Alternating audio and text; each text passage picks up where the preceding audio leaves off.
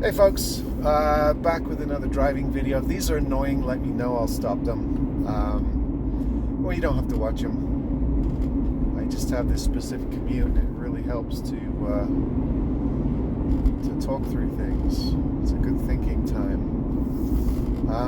A couple of you really liked the video on violin maker history.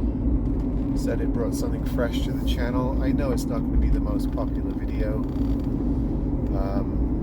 They don't tend to attract as many viewers, but if people find it edifiable, then I will continue to do such things. So I thought today's topic, since I was encouraged to explore similar themes, branch out the channel just a bit, still musically themed. I thought I'd do one on classical music, sort of my history and experience with it. And I might do, not so often, but every once in a while I might take on another genre that I particularly like as well. So if you're not a classical music aficionado, just hang in there. You might learn something from this video, or you might someday come across a genre that you do like. My classical music history goes back to my childhood. My father was a jazz drummer that loved big band and swing, and a very good drummer, by the way. I claim to get all my rhythm from him. However, when he was young, he converted to what I consider to be a very American style Christianity, and was of the generation that thought all jazz and rock and roll was the devil's music. So he kind of gave up drums, much to my chagrin, and his love of jazz and rock and roll, and became an aficionado of classical music, which I also picked up from him. And he was basically camped in the Romantic movement, the 18th and 19th century, very colonialized music tradition, very romantic, nostalgic, full of folk tunes and nationalistic fervor. So it kind of breaks up into three areas for his interests. First of all things Beethoven. Loved Beethoven, particularly the symphonies, and I listened to those as a very young child, all of them, all 9 of them. On my father's massive gramophone system, he had one of those 70s style gramophones with speakers bigger than, a television console, huge speakers, and I used to lie in front of them and listen to Beethoven symphonies and stuff like that from a very young age. He is also a big fan of Russian music, so he, the obvious ones are Tchaikovsky, Prokofiev, and people like that. But he also liked the more obscure ones like Balakirev, Rimsky-Korsakov, QE, the big 5, as they call them. He really liked that flavor. And being English, he was very patriotic, especially for an Englishman living abroad. He lived in America for half of his life. They tend to be more patriotic than people living back in England, actually. But he loved English music, all things flavored English. Elgar, Vaughan Williams, even the more obscure, like Finzi, English composers. So that was my introduction. But at the same time, I was a child prodigy on the cello. I started cello lessons at 6. I had one of the top cello teachers in London who was extremely well connected, and I was a bit of a prodigy. I was doing my grades, or going through the grades quickly. If you don't know, in England they have a music grading system 1 through 8, and then you reach the honors stage, which you can take into university as a music certificate of sorts. It's a very good system. I don't know why they don't have it in the US, but the rigor is very high. The exams are very tough. You have to play 2 pieces do ear training and sight reading. So I did that as a kid, which put me in touch with the cello repertoire. And I'd say the 6 cello suites of Bach are probably the most sacred pieces of music in the world to me, as with most cellists. But also the Britten suites, the big sonatas, and concertos like Dvorak, Elgar, all the big cello concertos I became familiar with. So that really introduced me to the cello repertoire, and from there I gained an appreciation for chamber music, smaller ensemble, because of the intimacy you have with the instruments in smaller ensembles. I love orchestral music, but chamber music, you really get to hear violins, cellos, violas, basses in more detail. You can hear more of the resonance of the instrument because they're smaller, thinner arrangements. And there's a whole tradition in that, particularly string quartets. I became really interested in string quartets, in my early adulthood, because it has a different sound and tonal sensibility than big orchestral music. So I was listening to, the Beethoven quartets, the Haydn quartets, some more modern quartet stuff. My favorite being the Shostakovich quartets. And I played in a youth orchestra as a kid. I made it all the way to first cello chair for a couple of concerts before we moved. We were always moving as kids, so it kind of hampered my development musically. So I became sort of embroiled in actually playing classical music, which puts you in touch better with the genre than anything. And then when I went to college, this is after immigrating to the US, I went to college and I became infatuated with all things avant-garde, all right? So this was literature, poetry, novels, artwork, sculpture, everything that was edgy, experimental, avant-garde, I became absolutely fascinated in. So I started listening to classical music that broke the rules, that played with different tonalities, probably starting with Stravinsky's famous Rite of Spring, which started a riot, which sort of debunks traditional tonality, the major minor key systems, and flirts with atonalism. Then I got into serial compositions, tone row compositions. This is where music is mathematically contrived and doesn't succumb to traditional melody and harmony forms. Very experimental, challenging to listen to. Some people absolutely hate it, some people find it to be an interesting development. So I really got into a lot of contemporary, a lot of living composers, Schnittke, Henze, all the recordings of the Kronos Quartet, who were a string quartet that championed living experimental composers, and I collected their CDs, familiarized myself with a lot of sort of avant-garde, experimental, non-traditional, non-linear music, stuff like Branca. There's lots of them. I'm just throwing out a few names. That lasted probably 2 or 3 years. At the same time, I got interested in experimental jazz as well. Ornette Coleman territory, and it really crosses over into the classical world. And then at some point, I did a complete 180 and got interested in early music. And I mean the earliest written forms of music, which isn't really that early in terms of history. Probably the 14th, 15th century is the beginning of music notation as we know it, with things like madrigals and the church motets and the Gregorian chant period, if you like. Early composers like Palestrina, Corelli, mostly choral stuff, but you get into some really interesting instrumental music, which takes you into what is now known as the early music movement.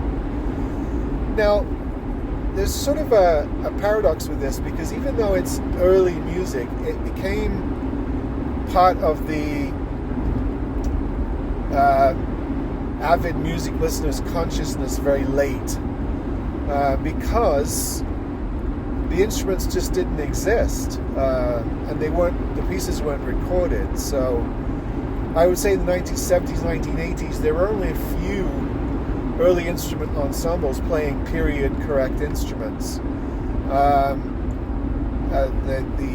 Academy of St. Martin in the Fields, conducted by Neville Mariner, had a period correct orchestra, and they used to play early Baroque stuff like Handel and Haydn. Well, not Haydn, that's classical, but Bach and all of the other Baroque composers like Vivaldi, using period correct instruments. So this would mean not modern stringed instruments after the periods I talked about in my last video with the development of the violin family. So a lot of viols, a lot of early brass type instruments, your sackbuts, stuff like that. The early non-valve trumpets, definitely lutes, arch lutes, the oboes, which are the lutes with the massive bass lutes, and the viol family, which was the precursor to the violin family, fretted bowed stringed instruments that were always strung with gut strings, much quieter. This is why they were replaced quickly after the early Baroque period by modern violin family instruments, because they were louder, they could project, they could compete with the brass and woodwind sections without getting drowned out.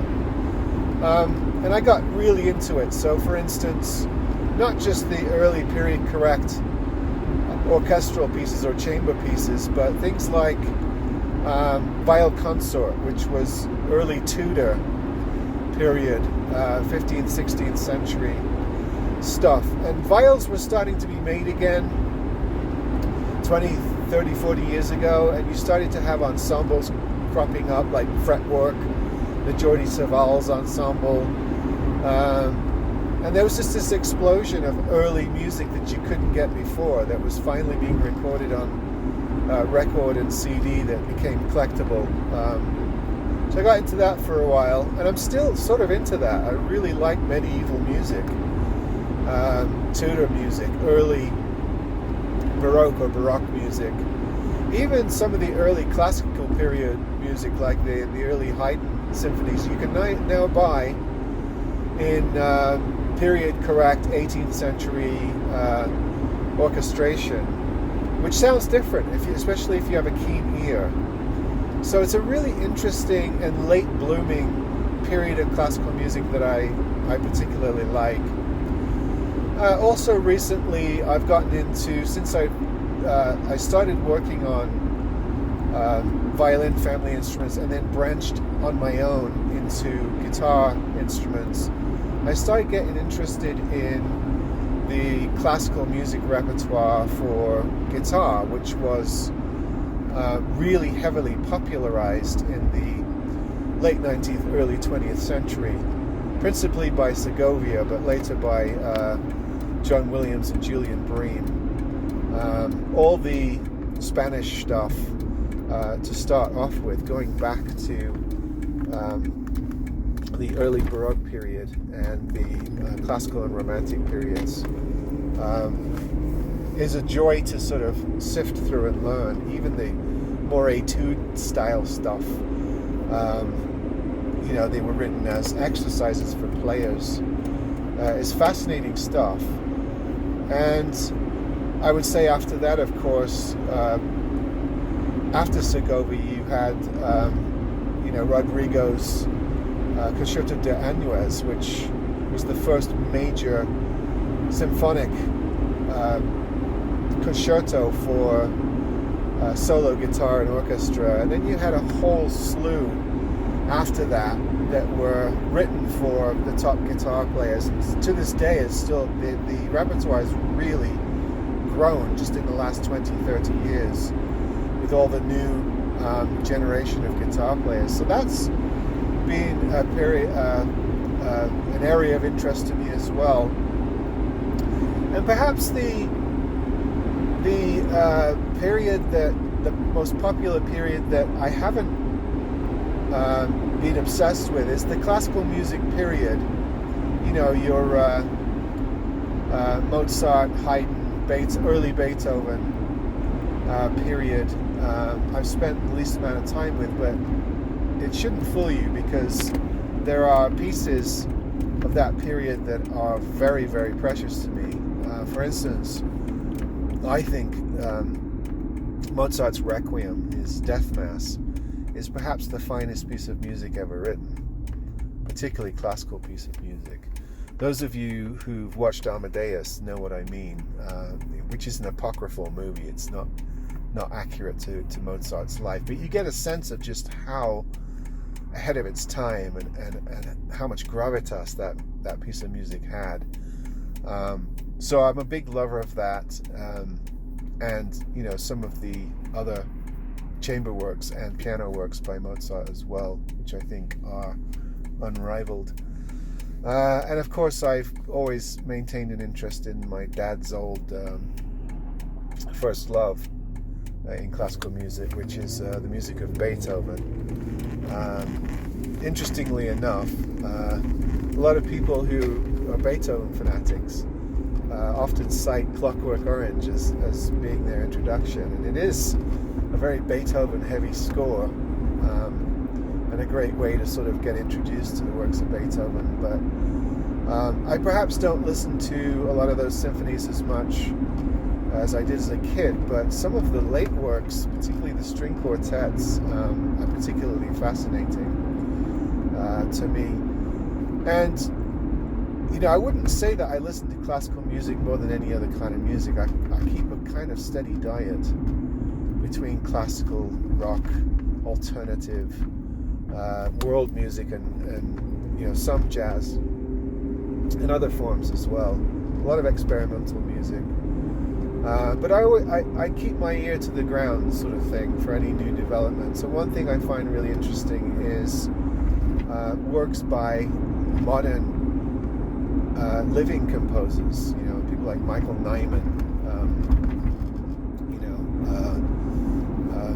All the Estonian school, Arvo Pärt, whatever his name is, Taverner, people like that. There's lots of really, really good living composers, whether they're reduced to writing soundtracks or you know, they manage to get other works out, and an interesting amount of women composers as well that are getting highlighted. There's still a lot of let's say prejudice in the classical music world. I get annoyed with how major symphonies just stick to the same 10, 20 very famous pieces. We've all heard Ein kleiner Nachtmusik hundreds of times, and I wish they would give other music a chance, but it's tough for them because that's what brings people in. That's what puts bums on seats, if I may use that phrase. The blue-haired old ladies want to hear something they can hum along to. So, you know, dun dun dun dun dun dun dun dun dun is something that appeals to them. So it's really hard for orchestras and modern ensembles to move away from the classic repertoire and branch out into more experimental types of music. It just doesn't pay. It doesn't bring people in. So it's a bit of a quandary, really, and you kind of understand why they keep having to throw those old staples into their concert lineups and sneak in every once in a while a lesser-known piece. You know, watch everybody head for the toilets when you start playing it. But anyway, there's just sort of a very quick overview of my connection to my love of classical music. Hopefully you don't find it boring, and maybe there's just some among you that have an interest in this area. I might do a video on soundtracks, because a lot of times classical music writers and composers have to sort of wade into the soundtrack world to get work these days. So I have a great interest in soundtracks, movie soundtracks, that goes back decades. But maybe we'll talk about that at some other time. But if you have some sort of interest, even if it's just a smattering, I find that people who don't generally listen to classical music can cite one composer or maybe one piece of music that they found enlightening or inspiring. So share that in the comments if you have something of that nature. Otherwise, I'll be back with instrument stuff soon. All right, folks, see you on the next one.